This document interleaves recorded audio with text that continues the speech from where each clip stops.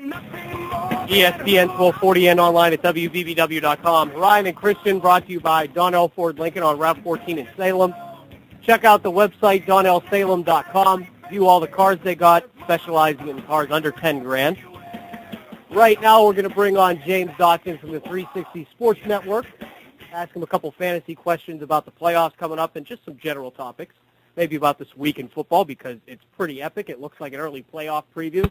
James, how are you? Hey, doing well, guys. It really is going to be a showdown Sunday this weekend. So many great matchups and then a lot of matchups against the teams that are below the radar as well. So it's going to be an epic weekend, I think, in terms of fantasy and in terms of the NFL in general.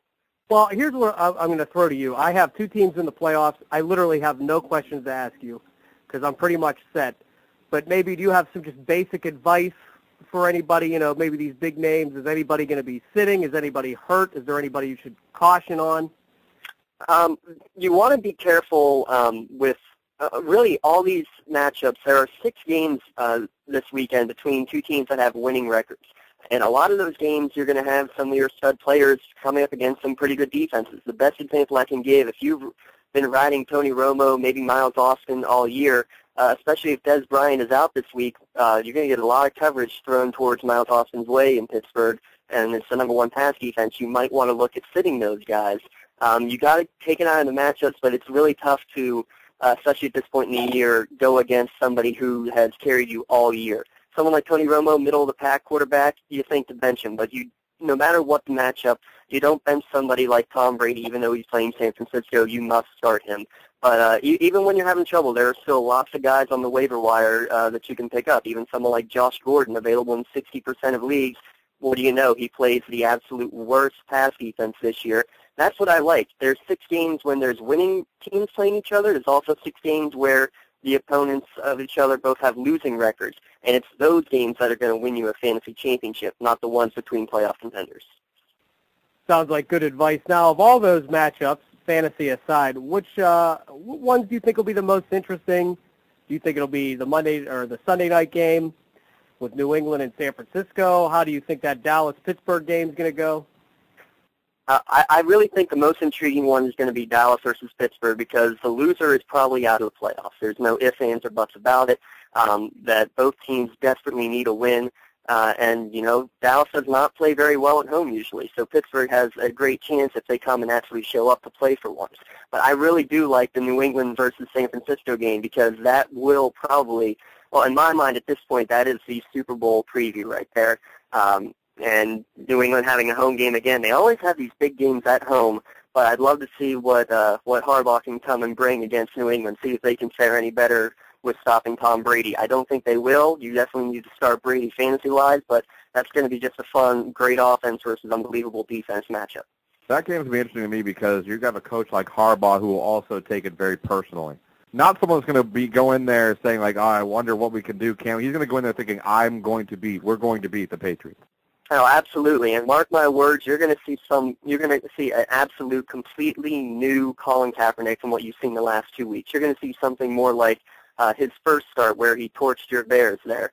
So I expect something a lot more like that this coming weekend. They kind of let him play it safe. Now this is where you need to see what will he do in a big game that really matters. This is, like I said, probably a precursor for a Super Bowl potential matchup. This is where I think they're going to let Colin Kaepernick loose, and he's going to absolutely explode. Yeah, let me ask you this about fantasy football. I mean, if you're in the playoffs now, of course I'm not because of my epic fail, but if you're in the playoffs now, are you really even looking at the waiver wire? At this point, you have your team got you to the playoffs. Aren't you pretty much just going with what you got and hoping you pick the right guys to start? For the most part, I would say yes, that a lot of the guys you have, you're probably going to be sticking with. But I'll tell you what, these late pickups are what can win or lose you a championship. A few years ago, I won a championship because the Dolphins decided last week of the year to bench their starting running back. I don't even remember who it was back then, and they put in a guy by the name of Sammy Morris. He hadn't done much all year, but picking him up, I got 9 free points that no other running back out there was getting because everybody is being sad at the end of the year. Those 9 points actually was the difference between winning and losing. So you got to keep an eye on the waiver wire and keep an eye on the matchups because you can be surprised what great matchups you can get. David Wilson, especially if Bradshaw's knee injury doesn't pan out, he's available still in 50% of leagues, and he plays Atlanta, who is number 31 in terms of opposing fantasy points to running backs. Someone like him is definitely available. Denario Alexander available in 60% of leagues. In his 6 games this year, he averages 14 points per game in fantasy. How he's not on your team, I don't know. He probably you would pick up and start almost over pretty much any other wide receiver that you could possibly have. So there are guys out there that you really should look for. And if you've been riding Frisco's defense all year, again, against New England, you're going to want to pick somebody else up, like maybe the Browns or the Lions. I would play them head and shoulders above someone like the 49ers this week. Just, you know what, we've never actually asked you this. How are your teams doing? My teams, you know, my one team, I just had a terrible year. Everybody got injured. I drafted 5 running backs. I traded away 3 of them, got great guys in return. You would love this. After C.V. Johnson started the year really well, Doug Martin did not do so well. Wouldn't you know, I traded away Doug Martin to pick up C.V. Johnson. You see how well that played out. You know, that's the thing, though. You do what your team needs. I needed a wide out. I didn't need a running back. That's the way it works. But beyond that, I'm in the semifinals in my other 2 leagues and a couple really big matchups, and hopefully be going to the Super Bowl next weekend. All right, well, thank you very much for calling in. Plug the website for us.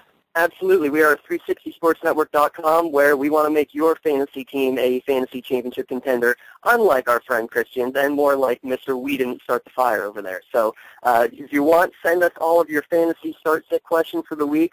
Let us know what you need help with, and we'll gladly help in any way we can. Of course, we're not just fantasy football. We'll do fantasy baseball, fantasy basketball, fantasy anything. Anything to make your team better, because that's what we're all about for you, the fans. 360sportsnetwork.com, or follow us on Twitter at 3SNetwork.